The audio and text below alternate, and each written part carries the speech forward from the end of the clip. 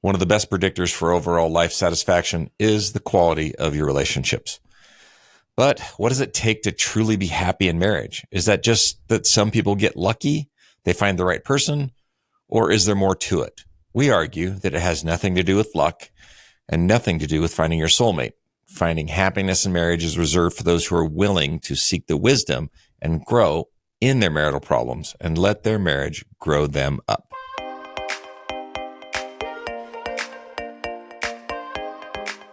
Welcome to another episode of Master Your Marriage. If you're new here, welcome. We appreciate you for being here. We do drop a new episode each week, so be sure to subscribe to the show. That way you get alerted every time a new episode drops. And actually, you've joined us at a really great time because last week we decided to start off kind of back at the beginning. And we asked the question, where do we begin? If our relationship is in a place where it's struggling, what should we do first to start creating real change? And we suggested last week that you need to first start by looking at your reason for wanting to choose this relationship. So today we're going to move forward and we're going to talk about the next important part of change, which is confronting our own individual participation in our relationship problems. And that's hard to say. And today, Charlotte and I are going to share one particular pattern that we've each had to confront in ourselves in order to make a real change in our own marriage. And I'm guessing it will probably sound pretty familiar to some of you as well. It will, because it's pretty common. Yeah, it is. But before we do that, let's start by dispelling a myth right up front. So, I can't wait. What is it? Well, happiness is not reserved for just the fortunate few that just seem to, hit the jackpot, right? That just seem to hit the lottery, get lucky, find the right person. Yeah, you see those people, right? Happiness is for those who are willing to face their own immaturities in their relationship.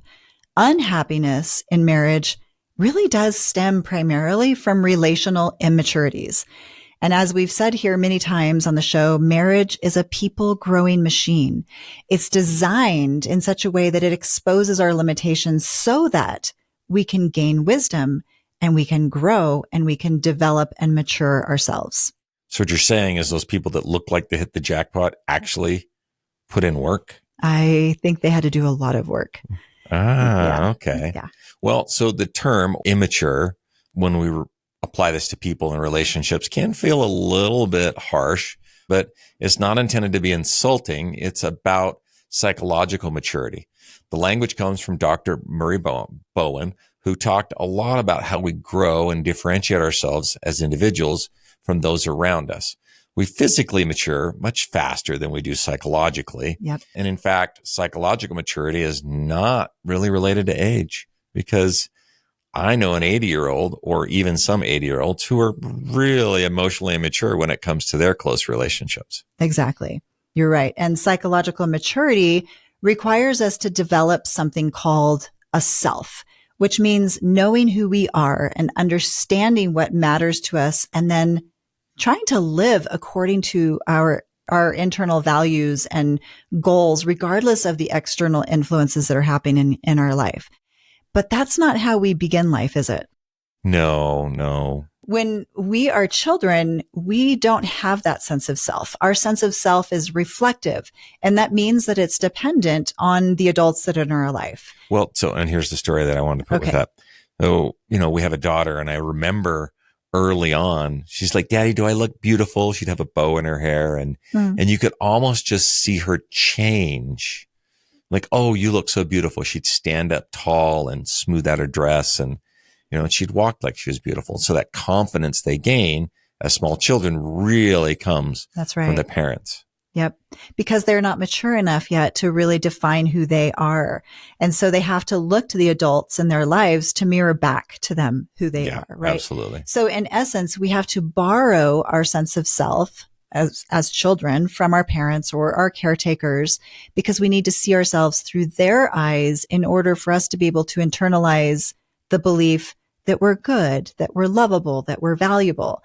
And as children, we really can only understand ourselves through the way that we see ourselves through others, through the expressions and the feedback that we get from our caretakers. Yeah. And that's great if you're children, right? But this level of psychological development is really not useful or sufficient for adulthood. And it's certainly not sufficient for developing a mature, ongoing relationship. Right. We can't stay dependent on others to know who we are and what we believe about ourselves. We need to be able to grow ourselves up. That's right. And in marriage, where one or both partners is lacking a solid sense of self, which happens all the time, right? Oh yeah. We're sharing a story on that. We're going to share our own immaturities here in a minute. The pressure though, when this happens, the pressure on the partner, the pressure on the relationship that this can cause is really intense. A person without a solid sense of self constantly seeks validation in order to feel valuable and significant. And this pressure will eventually cause the relationship to crack. This is why mature love means that we have to grow, develop, and work on having this solid sense of self. So marriage grows us up. People growing machine. So let's talk about validation. The truth is that you really can't have a truly intimate relationship where there's a need for constant validation. Yep. Now, hang on. I know that sounds a little contrary to what you see on Instagram. Yep. And we're not saying that validation is bad, because I absolutely need it, but it's absolutely wonderful and it feels amazing. It's amazing. Healthy and mature relationships have a lot of healthy validation in them. However, when validation becomes a necessity, it causes this power struggle and really can then kill intimacy in the relationship. Which we have a story about. And you'll see how this works in just a second. Yep. So the need for validation that Robert's talking about really prevents us from having true intimacy in our relationship, because it prevents us from knowing our partner and being known to our partner. Which is different than sex, because we see that as intimacy. Most people think emotional intimacy, right? Intimacy is the level of closeness between two people, not sexual intimacy, but just emotional intimacy. In order to have that, we have to be known to each other. I have to be known to you. You have to be known to me. That is the basis for intimacy. But as long as we're psychologically propping each other up, then we can't see each other honestly. We can't really be known to one another. So if we spend time trying to make each other feel good about themselves, well, then we're dealing with a facade, a pseudo self. We're not really getting to know one another. Yeah, absolutely. And so that means that if we don't outgrow this dependency on someone else, i.e. our partner, which many people don't ever outgrow, then there's always going to be a sense of control in the relationship. And this is key. This is a really important point. If we continue to have this dependency and this need for validation, we will either control or we will feel controlled. Okay. So a good thing to remember is that when we cannot control ourselves, we have to go and seek to control other people. You'll see how this plays out in just a minute in our story. Absolutely. So a perfect example of this is those people-pleasing people. Don't they annoy you? It's always people pleasers, right? You say that, but then we're going to get to the story. Yeah, we're going to get to the story. So when someone says, I'm a people pleaser, that's not really a virtue. This is someone who has a need to please others, right? And because they have to make sure that everyone else around them is happy, they seek to please others because it's a way to extract approval, like, oh, you're so kind, right? Or a sense that they're worthy. In a way, they, again, much like the child, they borrow this sense of self from the people they're pleasing, just as we did as children. And a people pleaser will oftentimes bend over backwards to accommodate others, even to the detriment of their own welfare oftentimes, and start compromising themselves and even their values. And this backfires badly because when I start to compromise my needs to accommodate you in order to win your love and approval, right? Then I'll start to feel resentment and disdain towards you. Yeah. I might start feeling trapped or controlled because I've traded in my autonomy for your approval. This makes sense, right? Because we know that in relationships, there's two major drives that are going on. We have this drive for connection, where we want to belong to someone or something. We have this longing, this wanting to belong, but we also have this drive for autonomy where we want to belong to ourselves. And both of those things are happening simultaneously. So if we're giving up our needs, if we're giving up our dreams, if we're subjugating ourselves all the time to please our partner, then of course we're going to feel controlled. Yeah. I mean, and if you look at it, it doesn't even sound right. Like I'm going to give up my needs and my dreams for someone else. Right. Like eventually that's going to really just start to go downhill. Right. But what's interesting about that is that we're blaming them and we feel controlled by them, but at the same time, we're complicit in the pattern because we're the one doing all of the things to ensure that we get that approval. Yeah, absolutely. And that constant feedback of validation. And this, I guess we're going to share our stories, right? Right. This is hard, but we're going to do this. Mm-hmm. This was a tactic that I used to feel secure early in our relationship. So by the time Charlotte and I met, I was 25 and I was already dealing with my own abandonment issues.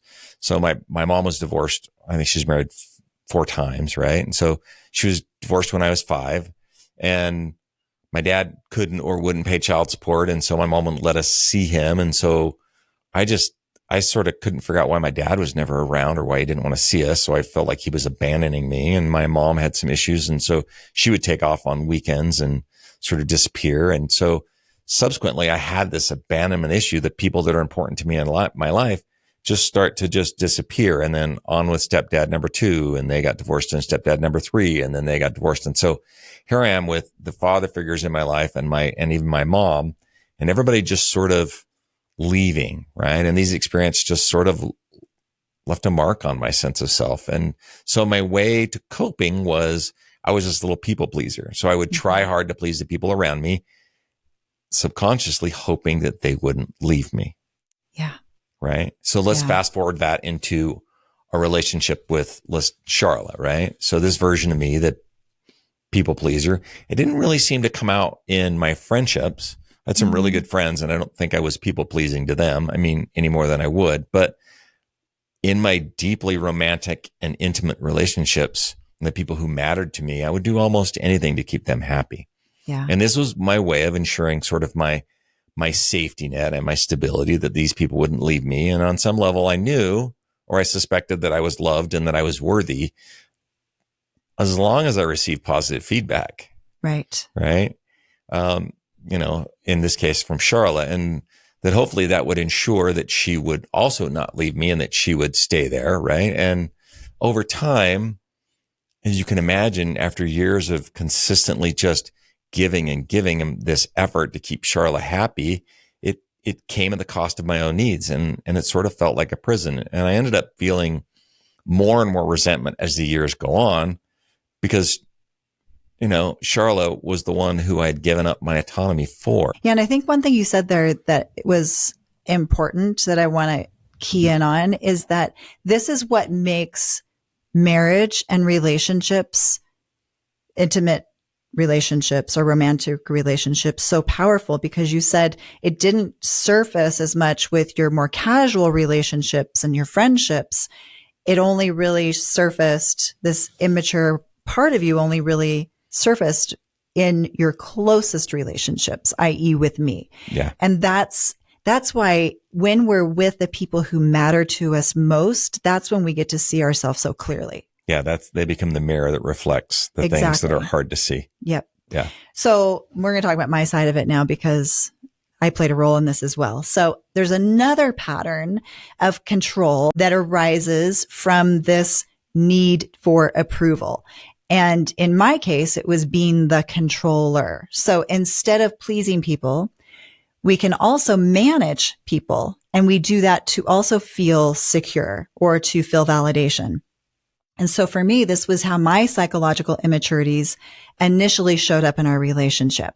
And by managing Robert, I was able to create sort of a sense of stability. I know that sounds weird, but it was like a sense of control, right? And that provided some sense of stability for myself. And so what did I do? I pressured him to do things my way. I pressured him to validate my opinions, my feelings, my emotions, my decisions, right? It was often my way or the highway. We celebrated holidays my way. We raised the kids the way I wanted to raise the kids, and so on and so on and so on. And so to control him, the way that I would do this is through a lot of contempt. We're going to talk about that probably in the next couple weeks a little bit more.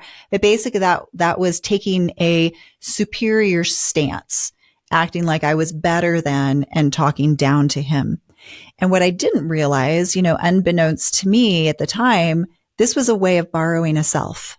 Just like Robert was borrowing a self with people pleasing, just like we all do when we don't have a solid sense of self, my way of doing it was through controlling him. By managing him, I felt strong, I felt smart, I felt right, which made me feel enough. It made me feel valuable. It made me feel sufficient. How weird is that? That two individuals who have an immature sense of self, yes, both end up taking sort of opposite sides of this control paradigm. And they take opposite sides of this control paradigm, the controller and the people pleaser, to prop themselves up. Isn't that interesting? Because people who can't control themselves try to control others. And to be honest, I was probably trying to control you with people pleasing. Exactly. Yeah. And I was doing the same, but overtly where you were doing it covertly. Yeah. So, and it's interesting how many couples create these tacit agreements with each other. In these patterns, both partners are getting something out of their individual behaviors, i.e. approval or control.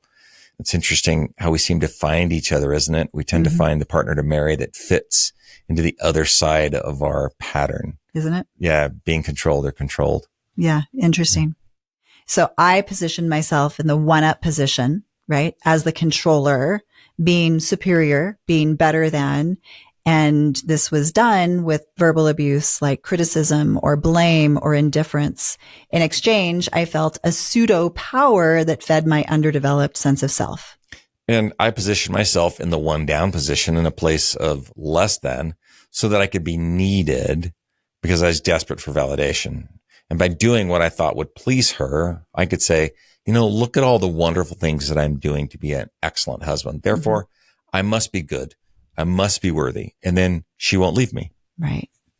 And this is a classic example of what we call a collusive relationship where both partners are unconsciously working together to maintain their dependency on each other rather than confronting their need for personal growth. And so the word collusive in this case means acting in secret toward a deception. And I think that's exactly what these patterns do. We so oftentimes in relationships are secretly cooperating with each other, but we're deceiving ourselves. And we find a partner that we can do this sort of collusive dance with that, like Robert said, seems to just fit into our pattern. And this will ultimately break down and destroy the relationship. Yeah, I won't talk about how you have the need to control me, and you won't talk about the fact that I have abandonment issues. And by the way, neither of those things are exactly healthy for a long-term relationship. Correct. Yes. Yeah. So we often say there's nothing wrong with your marriage. It's actually doing exactly what it's supposed to do. It's exposing your psychological immaturities so that you can confront them. You can grow up. You can repair the relationship. And if we don't confront these limitations, resentment will build and the relationship will eventually collapse. Mm-hmm. So maybe you're listening right now and you're like, man, those two, they were like really dysfunctional. They're a mess. They're a mess. We're a trailer park dumpster fire. Yes, we were. And you're right. It was very dysfunctional. And honestly, it is hard for us to share these stories with you and be this vulnerable and talk about our past in this way. And oftentimes we'll sit before when we're outlining an episode and we're I don't want to do this. I don't know if we want to talk about that, right? We don't particularly enjoy looking back on these old versions of ourselves. And sometimes I will like record these and I feel afterwards, but we do it because we think that it offers hope. Because if we were able to change the entire trajectory of our relationship and see these patterns, then that means that you can change too. Absolutely. Right? You can put the fire out. You can put the fire out. So the process of this change is terribly uncomfortable because it's focused on you. Mm-hmm. And you have to start coming clean, mostly with yourself, about the kind of person you really are when you're in this relationship. Mm-hmm.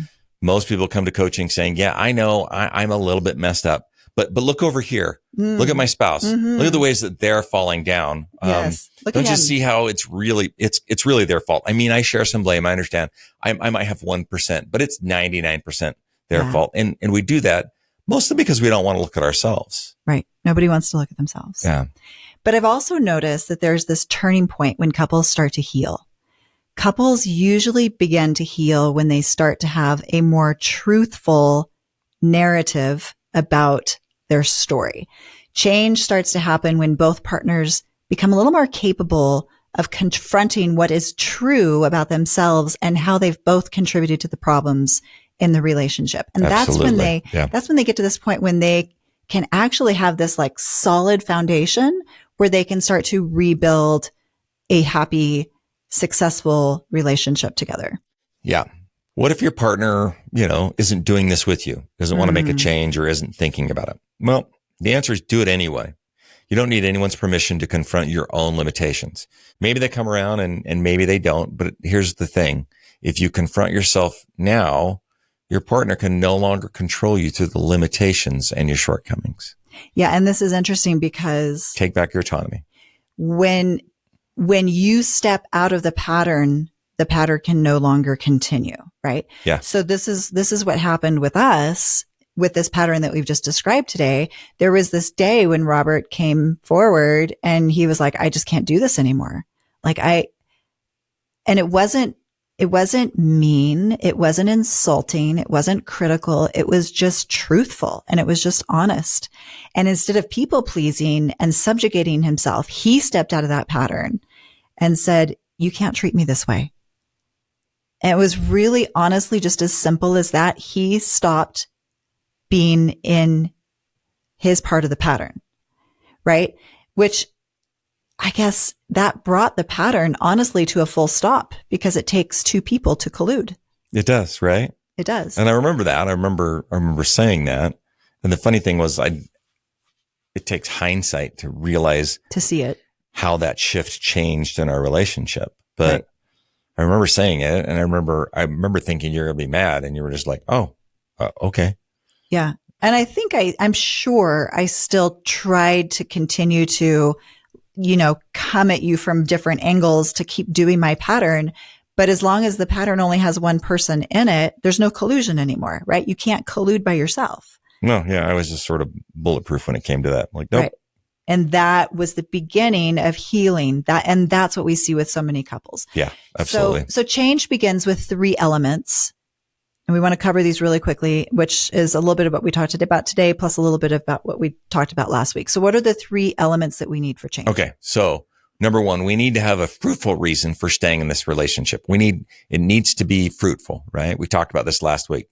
Simply staying for the kids or because it makes finances easier, just makes you roommates. And that's not going to yield positive change. And if you're using your marriage to develop more integrity or more kindness or more strength, this is a fruitful reason, which, by the way, is the gift that you can give your children. They can see you doing that. Yep. So number 1 was have a fruitful reason, a reason to actually choose in and stay in this marriage or this relationship. Choose number every day. Number 2 is change requires truthfulness. We must acknowledge our own limitations and the part that we've been playing in the relationship patterns. And we have to put everything on the line for the truth. Everything has to go on the line for seeking that truth because yes, it will be a heavy burden to see it, but it's also the very thing that's going to make your burden lighter. And admittedly, like Robert said earlier, we have blind spots. We all have blind spots. We're blinded to our own patterns. And this is why we need to use the relationship as a way to expose those patterns. And we're also going to spend the next several weeks talking about more of these patterns that couples collude in to help you to be able to identify those in yourself. So lastly, change requires accountability. And this means you must be willing to do things completely differently than how we've done them in the past. We have to be willing to learn a whole new skill set, a new language, a new mindset, and a new way to self-regulate. And when, and we have to figure out how to self-regulate when we don't get what we want. And that's key. That's the hard part, right? Because that's when we're not getting what we want, like that validation. And we want to fall back into old patterns. Correct. Yeah. And by focusing on these areas that we just talked about, which was having a fruitful reason to choose the relationship, having more truthfulness in how we confront ourselves. And then number 3, being accountable. By focusing on these areas, you can begin to shift the dynamics in your relationship and move toward a healthier, more mature partnership. So you might ask the question, is it worth the work? Is it worth it? Yeah. Well, in our case, it was. But more than 80 years ago, George Valiant and researchers at Harvard set out to answer the following question. And it was, what makes an excellent or a great life? And this study is one of the most comprehensive longitudinal studies ever conducted. The researchers began by studying Harvard students, and then they tracked these students throughout their lives through graduation, through marriage, through war, parenthood, crises, old age. And they did an amazing job of collecting data on their physical and mental well-being. This began in the 1940s and continuing until in 2010. The findings were published in the Atlantic Monthly in 2012. And the most significant finding from this extensive and longitudinal research was that happiness is not tied or linked to intellect or socioeconomic status or career choice. Instead, the study found that the number one predictor of overall life satisfaction is the quality of one's relationships. As George Valiant put it, the only thing that really matters in life is your relationships with other people. That's powerful, right? Of all the things, over 70 years of this massive data set, it's not your wealth. It's not your job. It's not the things that you accumulate. It's the relationships that you develop with other people, with your partner, that's going to have the overall greatest impact on your overall life satisfaction. I mean, even just look back to some of the things when we talk about why relationships are important. Relationships, and there's an article in the New York Times where where longevity is mentioned, and people in happy relationships are 17% more likely to live longer. People that are socially isolated, which we sort of found in the COVID crisis in 2020, have a 35% more likely to die sooner or earlier. So there's some new studies that add on to this when it just talks about health and longevity. So being in a relationship, being in a caring relationship, being around other people that love you and care for you will build your life and give you the longevity that you want and that you need. And so why not? Why not put in the work? Why not put in the work? Well, I think that's a wrap for this episode. Thank you guys so much for being here today. We're grateful for all of you. And we just kindly ask, if you haven't yet, please leave us a comment and a 5-star review if you found this episode helpful. It does really make a difference, and it helps us to make a greater impact in the world and to be able to help more couples. And of course, be kind to each other, take care of each other, and remember, it's the small things done often that make the biggest impact.